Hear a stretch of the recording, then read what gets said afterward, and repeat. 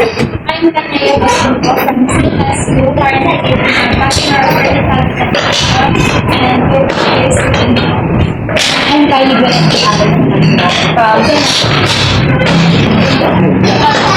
Christian Emerson from Sentence. Start na po tayo. Question number 1 po namin is about parenting. So, yung tanong po namin dito, paano po tinutulungan kaya ng Lord Shepherds po yung mga magulang na makagawa po ng home environment na nakakatulong sa pagkasagot ng bata. Then, for example po, yung mga magulang po na hindi nakasali sila, paano po tinutulungan yung mga anak nila para sa pag-aaral sa bata. And ano po ang ginagawa para matulong sa mga parents na Hindi mo din kasi parang sa ibang bagay sa kailangan talaga tayo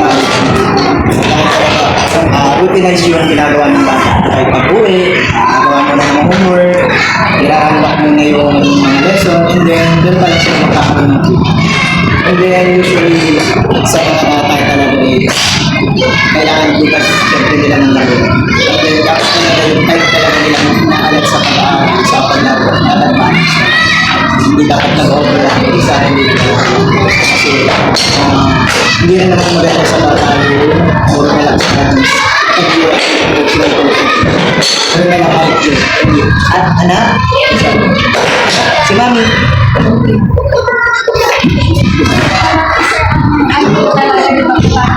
parang kayo sa mga ng aral at sila And then di ba yung mga bata mas marami pa tayo na natutunan our friends, madami na yung bagay, siyempre sa classroom dati kasi yung naabutan namin, traditional, paper and pencil, thank you po, paper and pencil, labi lang sa board, halos walang story, hindi katulad ngayon na interactive na, may playlist na curriculum, yun. Kaya talaga sa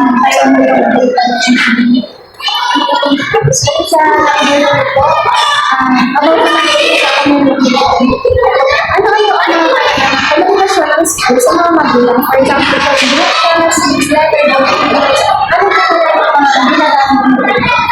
dito kasi sa atin is syempre medyo more group chat ito. So yung mga message na rin sa parents, doon na lang ilalagay sa group chat. Yung mga pagpapasok, yung modular na yung gagawin, doon na lang yung message. Accessible. And lalo na ngayon is halos lahat na ng parents may cellphone. Hindi katulad dati na nung way back 2020, pandemic, so talaga hirap kami mag-create ng message mga ganun ng reminders, mga news about sa school. Kasi hindi pa siya ma-accessible ng phone. Alam mo na how to get mga status na pag-family sila talaga ako technology. So, yung dati mo, kasi via barangay hall ang bigay namin ng notification. And then yung tawag dito, announcement via siyempre may mga hindi internet, protection ng mga internet, isa-isang tasking sa siya. Available po naman yung cellphone na ginagamit nila. Kasi po na ng mga letters, doon lang nahirap po sa yung sa question number monetization namin. So, yung tanong ko lang is, paano sinakayos ng school ang mga magulang na mag-volunteer? Wala po sa akin dyan is wala ang pag-tulong sa class.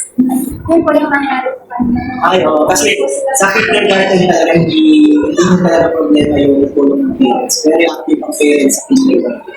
Hindi ka tulad sa grade 4, 5, 6 naman. At sa intermediate na medyo mahirap na tulong yung parents. Pero dito kasi sa kindergarten, very active sila. Lahat ng kung mag-stop sila. Nag-participate sila. Sinasamahan nila yung anak nila pag nag sa school. Kaya kapag sa kindergarten talaga. Sa akin, dito yung na-observe ko. Nag-create po ba yung ganun din po yung parang na-observe ko na hindi ko umalis sa mga parents habang sila tapos na sila po yung nag-inis. Nagtulungan po sila. So, parang walang problem sila na kayo doon sa Wala ko lang problem. Kaya dito sa mga nasa primary ko.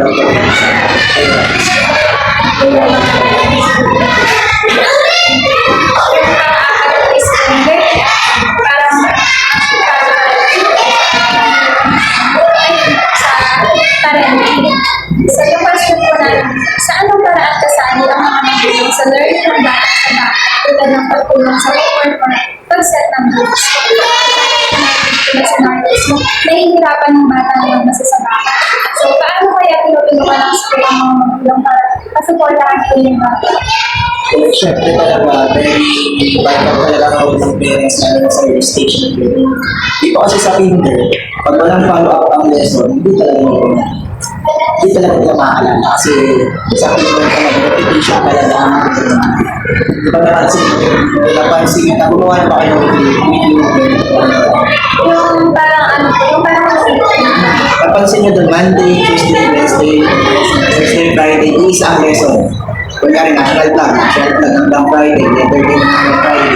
Talagang repetition siya. And then pag hindi siya nasusundan sa bahay, wala rin yung gano'n kasi pag sila kakalimutan. Kaya pagka-uwi, may monitoring din through GC. Kunyari, hindi ka rin mga parents to share yung moments nila na tinutulan.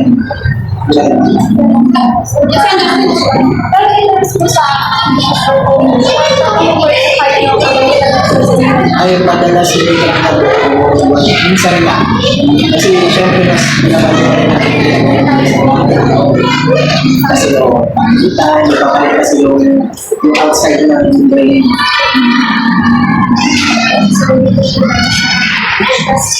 Decision making. So, ang tanong po natin is, active na ba ang magulang sa decision making ng school sa kanilang school governing council? So, ang example ito ng national coach na may bagong school policy na kapag so, ano kaya ito po or di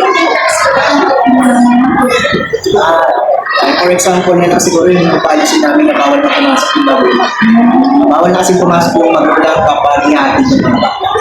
And then yun, syempre, at first, maraming reklamo. And then after yung reklamo niya, syempre, napatawag yung ginagawa dito. And then yun na siya, pinaka-discussion ng mga student body,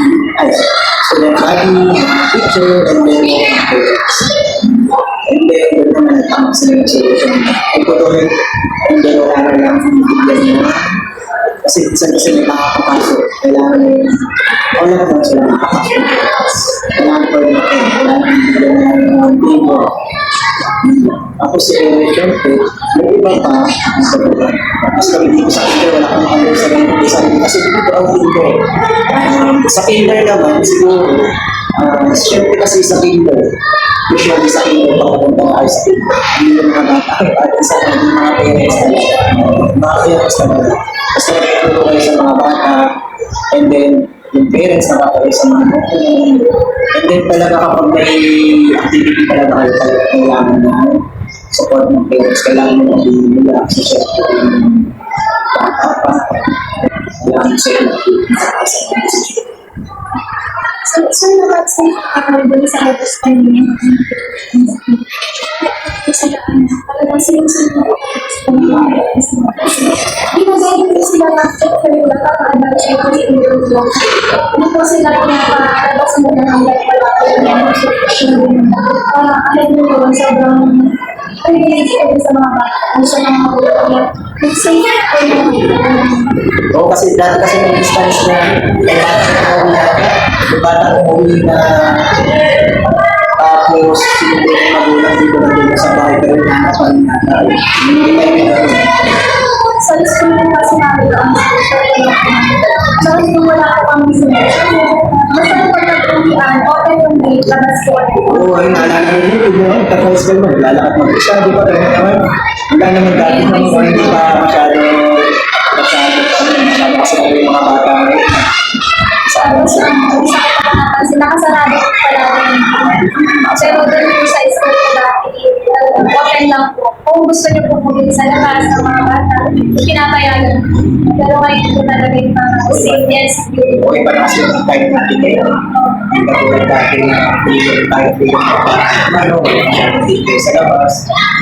Ngayon yung parang dami ng gusto na rin. Kaya naman ipakatan. Kaya ang ganda po ng security. If ever na po na yun po sa gusto ka po kami. Wala magano na kasi, lalo na dito sa classroom na to, ito kasi, ano kami dito, tawag dito, open siya sa, ano siya, universal, hindi lang kami dito. Sa mga tawag dito sa kasama ang stay, open siya sa, ano dito nila.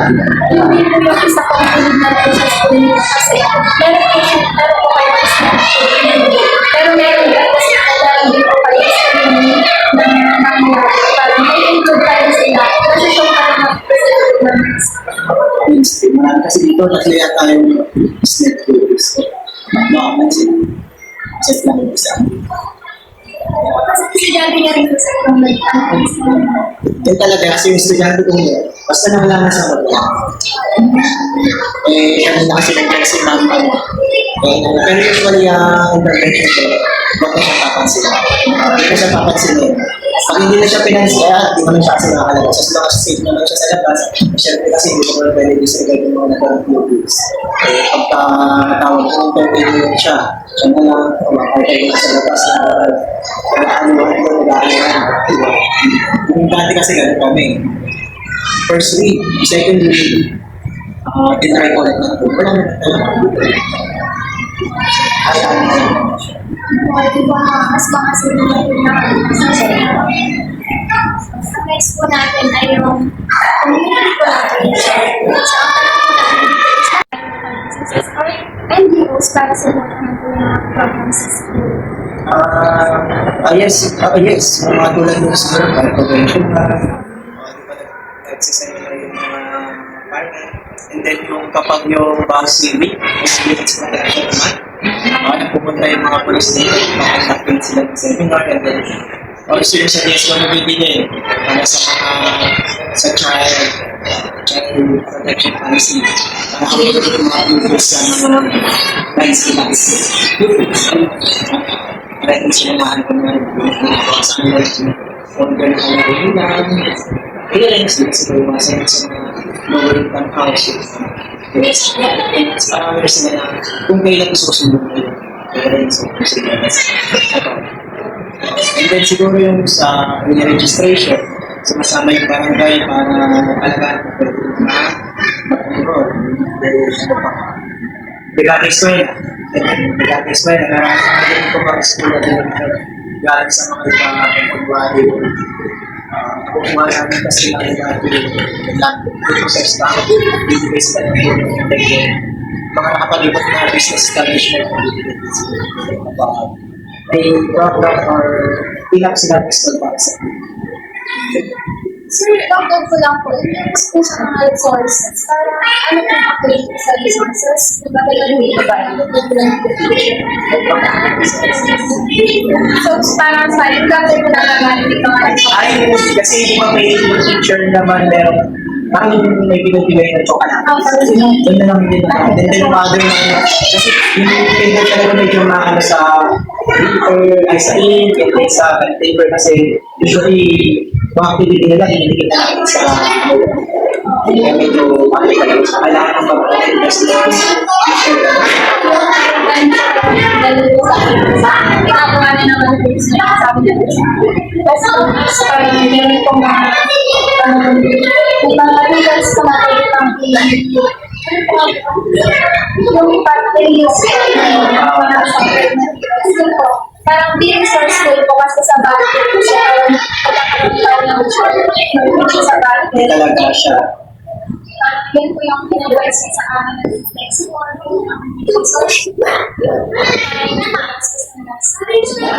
Makapagpuro ko naman ng ano talaga eh, nasa execution. Makapagpuro ko naman ng mga level, mga bata. And then, yun, pagkakaroon mo lang din sila, hindi sasabihin, or well naman, hindi kailangan ng manipulatives masyado. And then, hindi siya